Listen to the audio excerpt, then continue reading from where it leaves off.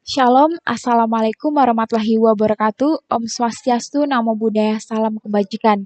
Dewan Juri yang terhormat, dengan saya Deviana Inamakin, saya dari perwakilan SMA Katolik Frateran Santo Gabriel Nunukan.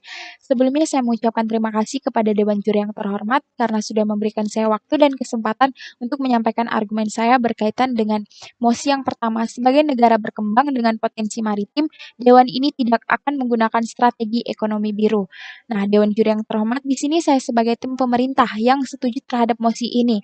Karena kita tahu bahwa negara Indonesia termaksud negara maritim, di mana Indonesia termaksud negara maritim yang memiliki luas wilayah lautan lebih besar dibandingkan dengan luas daratan. Sehingga hal ini dinyatakan bahwa negara Indonesia termaksud negara kepulauan atau negara kemaritiman.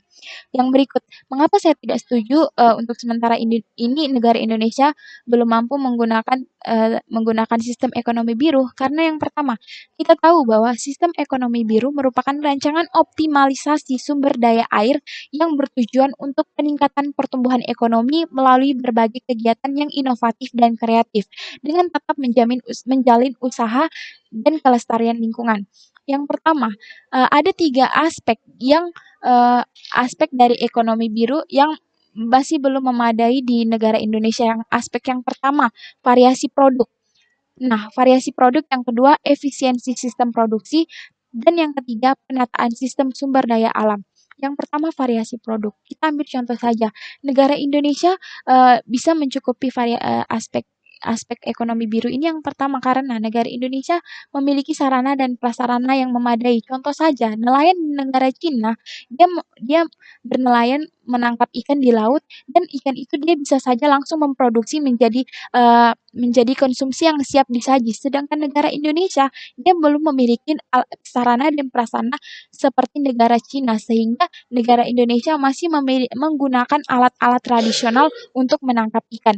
Dan yang ketiga, efisiensi sistem produksi. Efisiensi sistem produksi ini contoh saja, negara Indonesia masih menggunakan sarana dan prasarana atau transportasi laut seperti kapal. Kapal nelayan itu masih menggunakan kapal sampan ataupun kapal perahu layar. Sedangkan negara Cina dia sudah memiliki alat-alat atau alat-alat transportasi yang tentunya dapat membantu sekali para nelayan di Cina.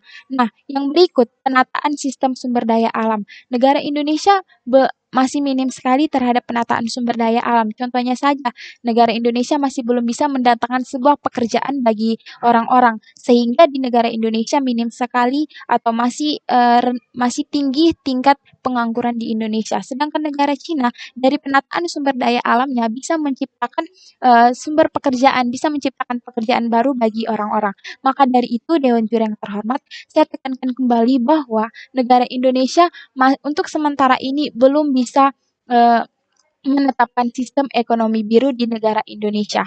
Karena Indonesia masih masih belum cocok menggunakan ekonomi biru dikarenakan Indonesia masih menggunakan cara yang tradisional ketimbang dengan negara Cina yang cara-cara menggunakan cara-cara yang modern karena dari sarana dan prasarananya terbantu dengan baik. Oke, Dewan Juri yang terhormat, mungkin itu saja argumen dari saya. Sekian dan terima kasih. Shalom, Assalamualaikum warahmatullahi wabarakatuh. Om Swastiastu, Namo Buddhaya, Salam Kebajikan.